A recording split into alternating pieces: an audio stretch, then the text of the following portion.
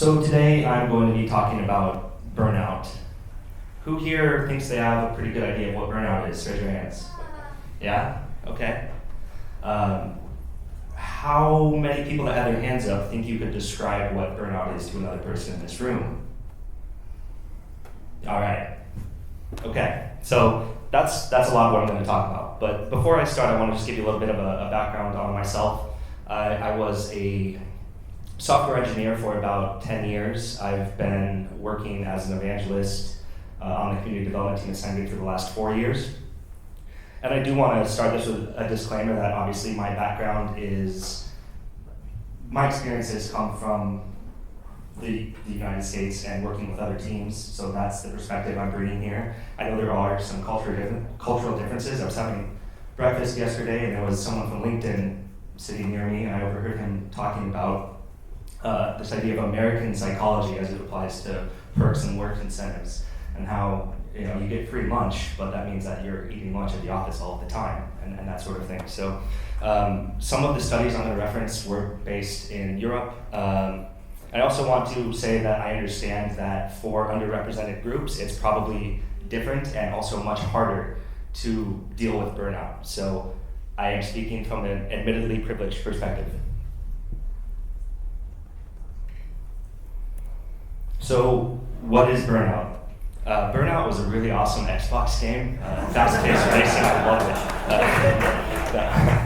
it. So Burnout was a term coined in 1974 by this guy, Freudenberger, who was observing mental health workers, people that work providing care to other people, specifically mental health care, and how doing that actually was breaking these people down. So it is a term he coined to sort of describe demoralization, disillusionment, and exhaustion.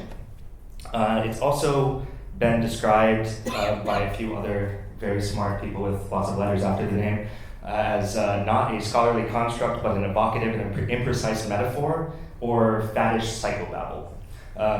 That being said, there's like an actual diagnosis for this, so it's this weird fuzzy thing that we sort of understand, we know that it exists, we don't necessarily have a good way to talk about it as a community or as people working together. So if you take away nothing else from this talk, it's that we need to establish a common model, or at least within your organization, you need to establish a model for what burnout is so that you can talk about it and start to mitigate its effects to have more productive workers and to have a more productive organization overall. So this is one of the great philosophers of our time, Jaden Smith. If I had a nickel for every time I've cried in the back of an Uber, I would have another pair of Yeezys. First off, let's not exaggerate, man. That's like 1,000 times crying in the back of an Uber. But you read this and you're kind of like, wow, that kid's a wanker. Did I use that word right? Yes. I'm well chuffed, thank you. So this is definitely first world problems, right? Yeah. But I feel this way when I describe when I'm burning out to people. And just to be perfectly honest, my boss is back in the room right there. I am about this close to being completely burnt out right now. But that's okay because I'm aware of it. I know what burnout means to me and I know how to mitigate it. So when I get home from this trip, it's time to fix that problem. But just to give you an example of sort of how my last month has been. So it started with the end of the quarter, which means you have to do all the reporting, all your objectives. You have to deliver everything to your boss so that he can deliver it to his boss so that you can get budget to keep doing the evangelism thing, right? Well, also kind of very quickly decided that we were going to sell our house and move. And then very quickly later, about a week later, we were under contract on a new house that was contingent on selling the first house. Then we had a vacation planned to Puerto Rico for 8 days in the middle there. I know life is hard, right? First world problems. Shortly before that trip, I dropped my phone and I shattered the screen. I have a brand new one of these phones. It's in my hotel room. I've had it for several weeks. I have not had time to transfer to a new device. During my vacation, I get an email that one of the guys I manage is one of our big partnerships is moving on to a different role. That's awesome, very excited for him. I'd love to see people on my team grow into new and exciting roles. But not the email that I wanted to get when I'm supposed to be disconnecting from work. So then I got back from vacation and we packed up the house and moved it, did all the closing and paperwork. The next day, I flew to Aspen for a software conference. I know, first world problems. Then I flew back home, I unpacked, worked on this talk, worked on trying to replace the team member who left, trying to cover the events that he was committed to. I packed all of my dirty laundry into a suitcase. I wore the shirt to Puerto Rico. I haven't washed it since. I have not had time. My wonderful fiance has just taken my suitcase full of dirty laundry over to the cleaning service of the hotel to get that fixed. So now here I am, finally feeling a slight sense of relief that I'm on stage giving a talk. But on Friday I'm flying to Portugal for meetings with lots of startups and accelerators. It's going to be fun.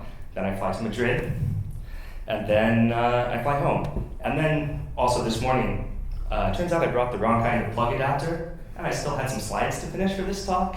So I'm awake at 6:30 trying to find a plug adapter, and being an American, I'm like, that little outlet that just says shavers only, well, whatever, I'm just going to plug into that. Weird, it actually made my battery drain. So don't do that. Those signs are there for a reason. So anyway, another one of my takeaways. Burnout and depression are pathologically indistinguishable. That means the symptoms are the same. If you go to a mental health professional and describe burnout and describe depression, they'll probably tell you you're depressed, but they're literally the same thing. So everyone in this room has probably had their life affected by depression or burnout in some way, directly or indirectly.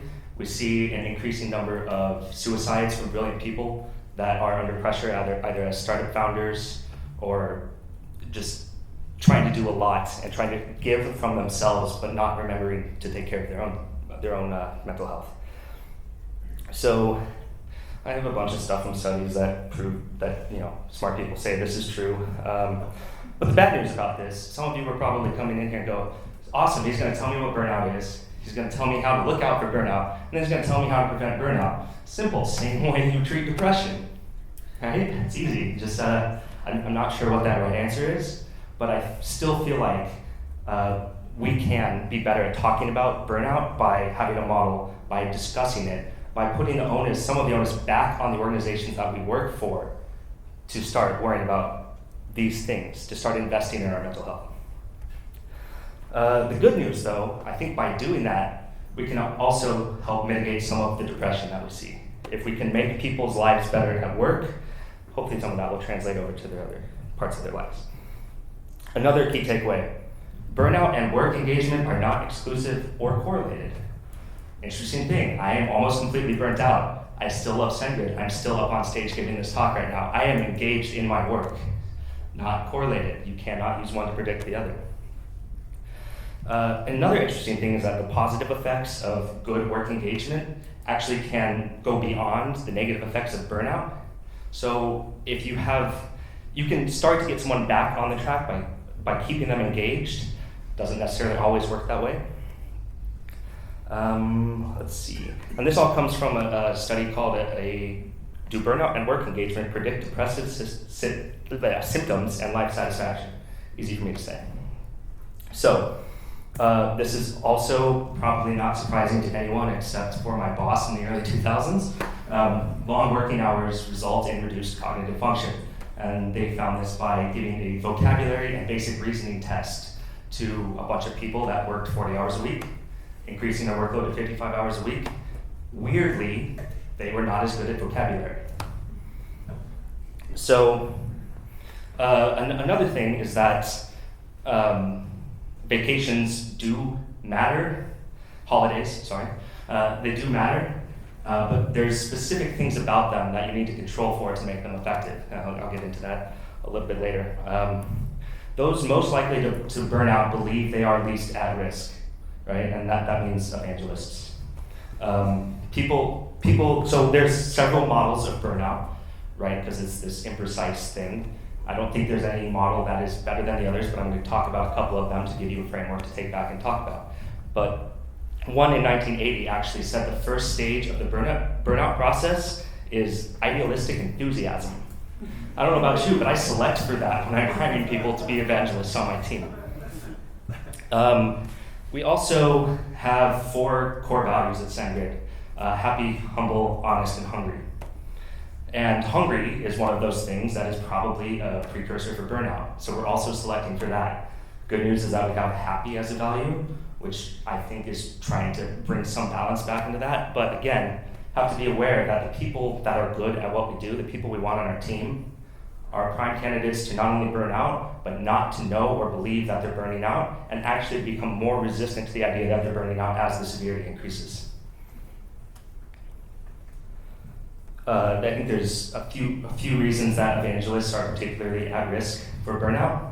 It's hard to self-regulate, especially if you're remote and isolated. And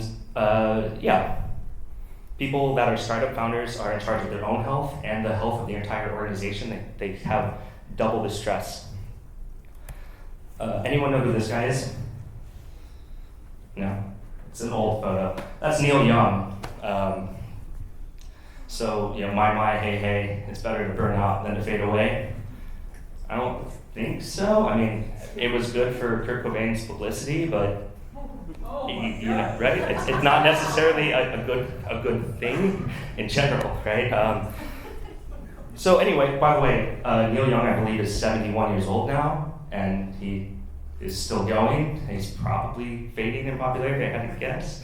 He might change his mind now, but I know it's a song, it's not actually his thoughts. But okay, let's get into the models here.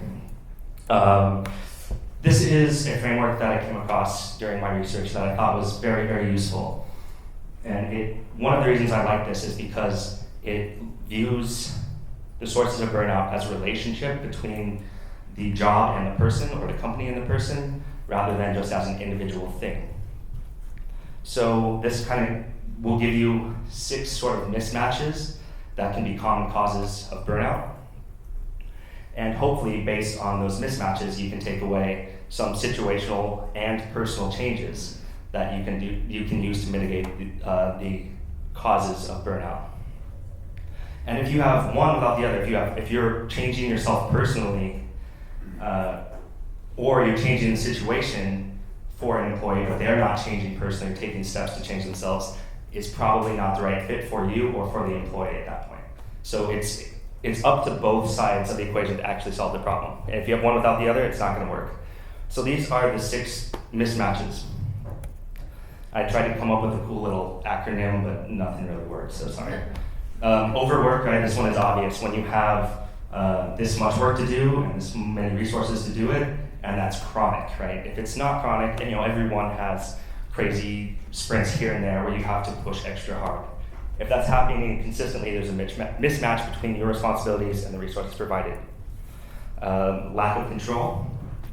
If you have no autonomy, if you have overly burdensome constraints.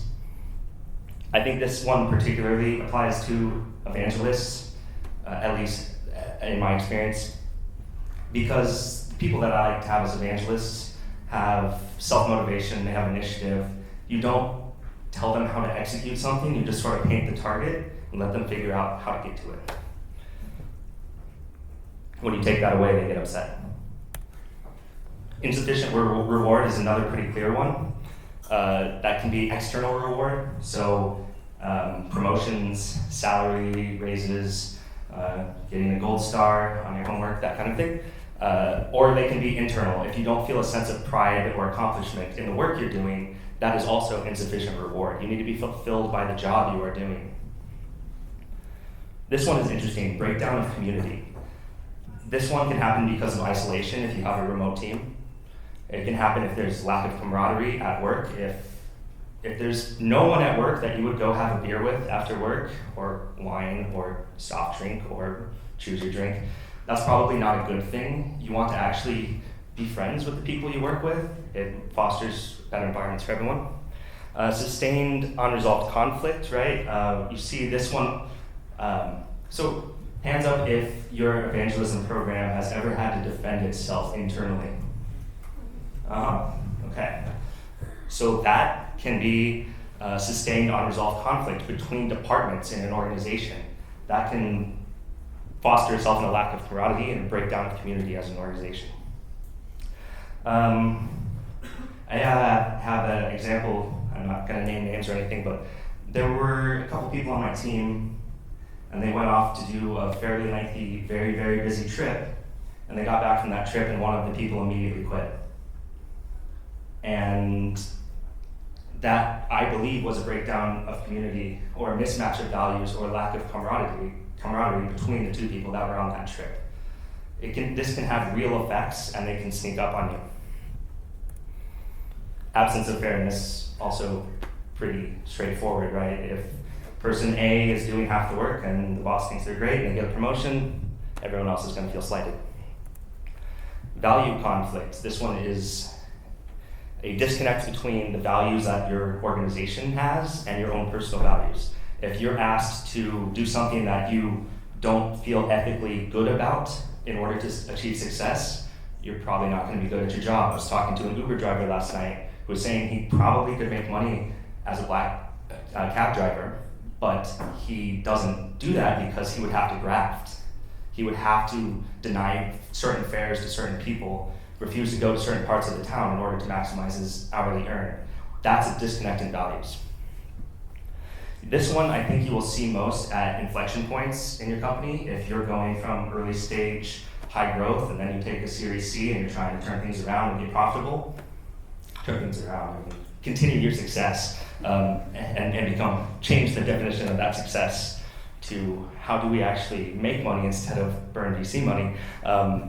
You'll find these sorts of problems because the values of your organization are shifting. It's no longer about growth, it's about profitability.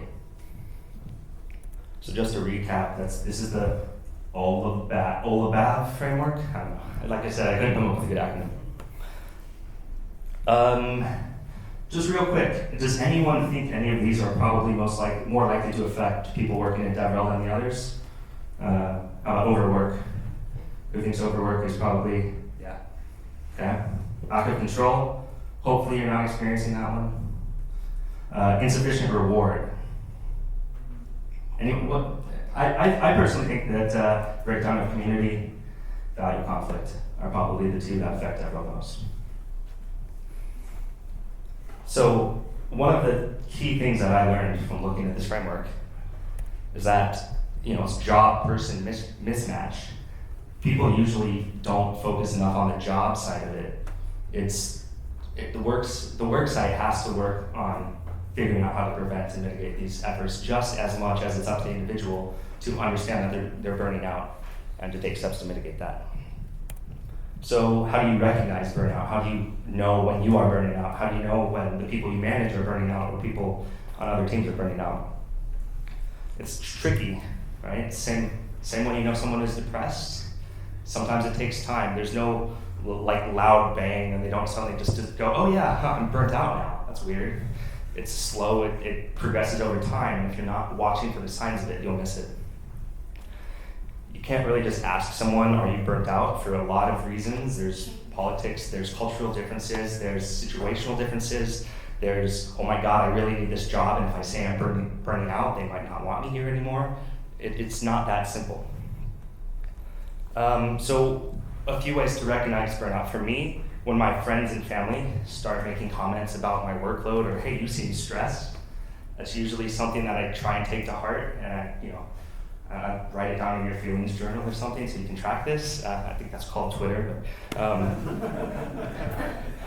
So this is a quote from one of the various studies. Recognition is undoubtedly easier in an occupational setting that does not regard stress as a moral flaw and react pejoratively to those suffering from it. Basically, your workplace needs to be able to communicate open and honestly about these things. Hopefully you can take some of those 6 mismatches that I talked about back to your organization and use that to establish open, honest communication about burnout. These signs vary from person to person. For me, when I have insomnia, when I wake up every night at 2 a.m. for more than a week, I know that there's some big problem, even if I can't pin it down immediately. I know there's something out there, some conflict that's unresolved that I need to figure out and get to the bottom of. So 3 days, it's just insomnia. A week, okay, there's a problem. An inability to appreciate awesome places. I was in Aspen, and it was amazing, and I was sitting in my hotel room writing emails. When I should have been out, I mean, it's autumn. It's autumn, and it's beautiful there, because all the aspens change at the same time, and yeah, I was reading emails. When you have no time for small joys or things that get you into the flow, like Shannon was speaking about, like playing guitar, going skiing, whatever it is, that's your mix of challenge and mastery that it lets you enter that Zen state. When you stop being able to find that, things are bad. When I start making simpler, stupid mistakes, I have a great example of this one. This is where I met Michael Vavra, actually, in Tel Aviv. And the Israeli government, that shortly before I went there, had decided that they were going to move the date that they implemented daylight savings time. They did that too late in the year to actually let all the phone carriers know. So my phone auto-updated when I got to Tel Aviv. I'm like, cool, that's what time it is. I was there for 3 days, off by an hour. You think maybe I would have glanced at the clock at some point. But then it was time for me to be at Hackathon giving a demo. And I show up and all the demos are done. And everyone's looking at me funny, and I'm like, hey, you had the wrong venue on the map. You know, this was like, I thought it was a 5-minute walk, this was a 20-minute cab ride, sorry I'm late. And everyone's still like, that's not really a good excuse. So I'm sitting and talking with Jeff Barr from Amazon at a table at this event, and he says something about the time. I'm like, wait, what time is it right now?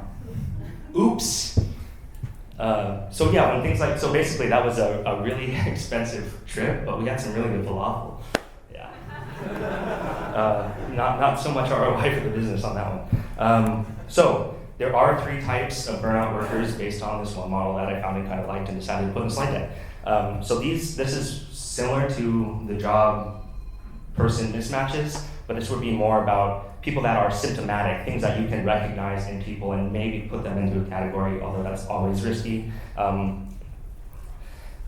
These things can maybe help you start the conversation with people you work with and say, I've noticed this and this, and that might be indicative of these things or something else. Can we talk about it? I want to make a very clear point here that because burnout and depression are pathologically indistinguishable, that when you see these symptoms in people, do not assume that it's them being burnt out. It could be depression, it could be so many other things, it could be other mental health issues like drug addiction or something along those lines. So don't assume it's burnout. Still have the conversation though. So the first type is the frenetic type.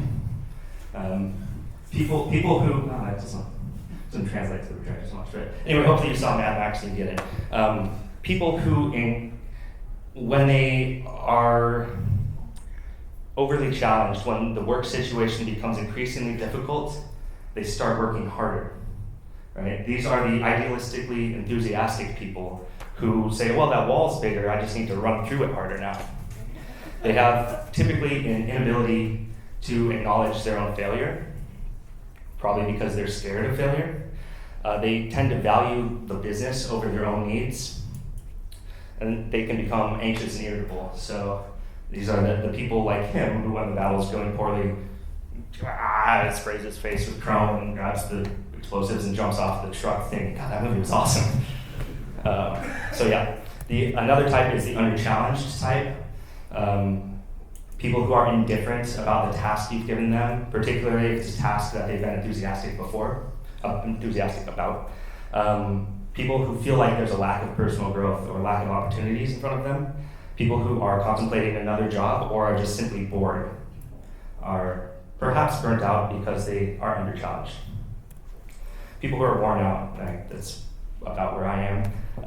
People who start to neglect their responsibilities because they don't have the energy to do them. People who have an absence of control over the results that they're supposed to be driving will feel exhaustion because you're running on a treadmill and trying to actually get down the street. It doesn't work that way.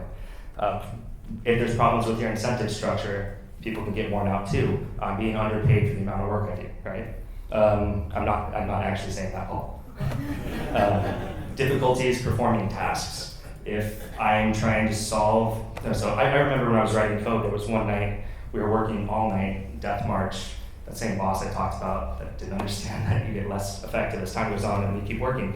I remember writing a 40-line function at like about 2 in the morning, and then realizing that all I needed was an if statement, and then I went to bed.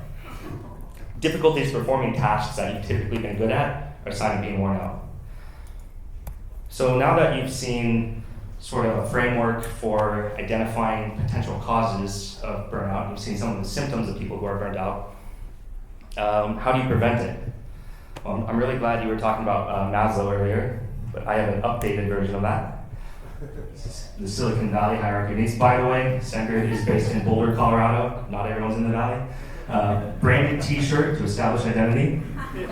Free food at work, plus your coffee is Phil's or Blue Bottle. You got your good stuff. Then you buy a Tesla. Then you become an angel investor. Then you start doing yoga, or you go to Burning Man, or both. Then you start working on your meditation and mindfulness practice. Then you sell all of your stuff and take a sabbatical. You quit your job, you travel the world. And then you write a post on Medium telling everyone else that they should sell all of their stuff and not recognize your own privilege, right? That's how it goes. Obviously, that's a joke. You don't, I mean, yeah, if you can buy a Tesla, hell yeah, but anyway. So how do you actually prevent burnout? Well, there's no silver bullets, right? It's like depression. There's lots of lead bullets, and you just have to keep firing away until you get something. Hopefully, the best way to prevent burnout would be to take these models that we've talked about, bring them back to your organization, and actually start these conversations. If you don't start these conversations, nothing will change. So I know this was one of the things on that joke list, but seriously, meditation and mindfulness are good things. If you don't take time to reflect on your own mental state, try and analyze it, you'll miss the warning signs. You won't know that you're burning yourself out. And that especially applies to you, person right now, who's thinking, yeah, that's bullshit. That's bollocks. I'm not actually going to start meditating. That's not going to work for me. You're probably the person who needs it the most. And there are apps for this now. There's several apps on iOS. One called Sit that my friend Zach Shapiro wrote that has gotten excellent reviews. So if you're looking for one, check that one out. So step 1 is agree on a model. Say, hey, here's the framework that we're going to use to talk about this sort of thing. Then actually talk about it. And then, when you're talking about it, try and get some actionable things out of that. Say, hey, 10 people on the team said they feel this way. What can we do to incentivize fixing that problem, either organizationally or personally? If you are a manager, actually get to know the people you manage. Tell them your philosophy on management. Hopefully you have one and actually know what it is. Learn what the people you manage value, and learn what the people who manage you value, and work to fill the gaps, right?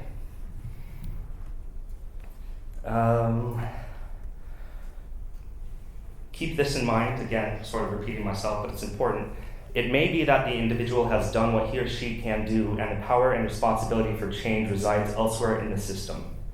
If you manage people, that means the power and the responsibility for change is yours. Prevent long working hours when possible, right? Not only does it make the work that you get worse, but it makes people hate their life. Also, we are technology people.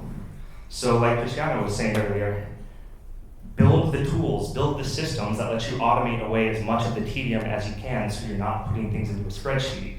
You have a nice interface that takes care of the things that machines are good at doing.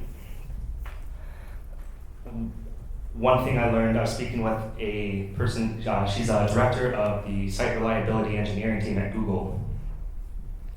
They have a lot of really, really cool ideas, and I'm going to steal a bunch of them and try and make them happen at SendGrid. But one of the things that they do is they spend 50% of their time, the SREs, on what they call toil, like things like, I got to go write a bunch of Nginx routes or something. Sorry, maybe I shouldn't call that toil. But the server upkeep that you have to do that you haven't gotten around to automating yet, that takes manual cycles, right? They spend the other 50% of their time building automated systems so that the toil is not as bad. That also gives them some stretch in their schedule to fight fires when they come up, because that still happens. Let's see. Also, as a community team, a DevRel team, an evangelist team, whatever you might call yourselves, be mindful of the type of events that you sponsor and the human cost of those events. I love Startup Weekend. Great organization. We were a global sponsor of Startup Weekend for a year.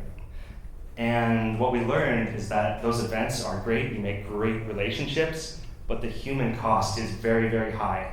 Having an evangelist who can be present enough to be engaged and actually establish meaningful relationships, that means they're up working an entire weekend essentially. For us, it wasn't worth burning out our people, so we stopped sponsoring Startup Weekend. Still love it, you should go support it, great events, but. So, holidays.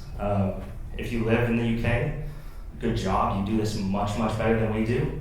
We have some seriously broken time off and maternity and paternity leave stuff going on in the US. There's some companies working to fix that, shout out to Netflix. But it's not regulated. It's kind of up to the goodness of the CEO's heart at this point. So taking holidays is vital to your productivity, but you have to take the right kind of vacation. You have to do things in a certain way to maximize the value that you get out of that vacation. One thing is you have to reduce the amount of resource consumption or stress that it actually takes to take the vacation. If you're taking a vacation that is going to make you max out your credit card, probably not going to be a great experience for you while you're there, stressing out about, oh, well, let's maybe go to that other restaurant when you're, hey, you should be enjoying yourself and spend the money on a good steak. There's a company called Full Contact. Some of you might know them. They have a person and company data enrichment API, which is pretty cool. You can send them an API request with an email, and they'll say, here's that person's, where they work, link to their LinkedIn profile, Twitter, everything that's on the internet. They basically will return that, which is pretty cool, slightly creepy, pretty cool. They have a thing called paid vacation. So you usually have paid time off, right? Which is great. Full Contact actually will pay your time off and then pay for your vacation, up to $7,500. They have one requirement for that. If you answer a Slack message, if you respond to an email, if you send a text to your boss, you don't get that $7,500. There's also a good predictor of positive holiday/vacation outcome, and that's if you go on vacation and, I don't know, not sure how to phrase it. If you have a mastery experience when you're on vacation where you learn a new skill or push yourself out of your comfort zone in some way that challenges you intellectually, those tend to predict better benefits of that holiday. You'll actually feel refreshed for a longer period of time. So, if you're going out to the countryside, maybe learn how to fly fish or, ride a horse or something. I would also like to mention here that, does anyone here in the UK have the unlimited paid time off thing? Okay. I have fairly strong opinions on that. I believe that unlimited PO really means that our PTO system is based on shame and guilt. And how guilty do you want to feel when you leave, and how much shame do you want to get from your coworkers who never take vacations? Hopefully that doesn't actually happen in practice, but yeah. Yeah, there's another danger there. When you leave an organization with that structure, you get nothing. You get no buffer, and you get no payoff time to find your next. Absolutely. So I personally think unlimited PTO is a big old scam, but if it's working for your organization, that's great. I'd love to hear how. Long-term scheduling is key, and that means for both your holidays and for your work stuff. So one of the things that really screwed us up is my fiance, I say we because my fiance is back in the corner, and we just took this vacation to Puerto Rico. We booked it a while, 6 months ago or something, prepaid for some parts of it. Then we decided to sell our house, right? And the timing was bad, but hey, we already prepaid for part of it, so we're going.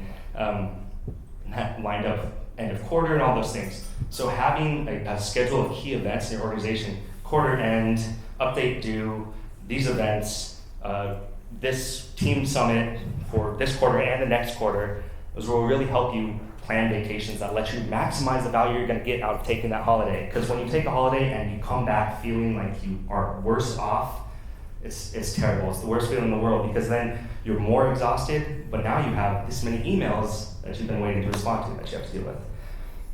If people are burnt out and demoralized and exhausted, and you say, hey, just go take a holiday, that may not be enough, because that holiday might just be enough for them to start to feel better, less exhausted, demoralized, which is then the point where they can start to reflect on how they got to be burnt out.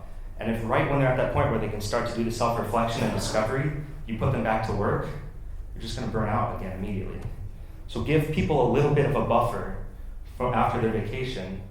They get their head and body in the right spot, and then give them a couple days to meditate on it, right? And it makes me feel like a hippie when I say that.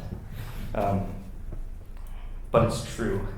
And if you're starting to feel burnt out, right, take a vacation before you need it. Seek help sooner than you think you might need it.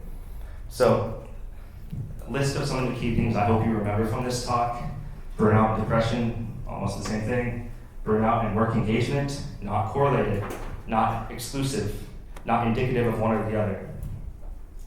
Evangelists are probably at higher risk of burnout than a lot of people, and they probably will not tell you that. You have to figure out some sort of a model so you can actually communicate with other people and be on the same page, rather than having this vague, abstract thing called burnout that you're trying to work through. Big one is communities actually benefit by creating structures to deal with burnout. If you can improve someone's engagement and reduce their burnout, you can actually improve their life at home. You can make them a happier person in all aspects of their life. That means they're going to stay at your company longer. They're probably going to work harder when the death march has to happen for some reason. They're going to actually show up and be, all right, where's the shovel? Let's do this. And just like depression, there's no silver bullets for prevention or for curing. So best thing you can do is establish open and honest communication, make sure you're on the same page with the framework.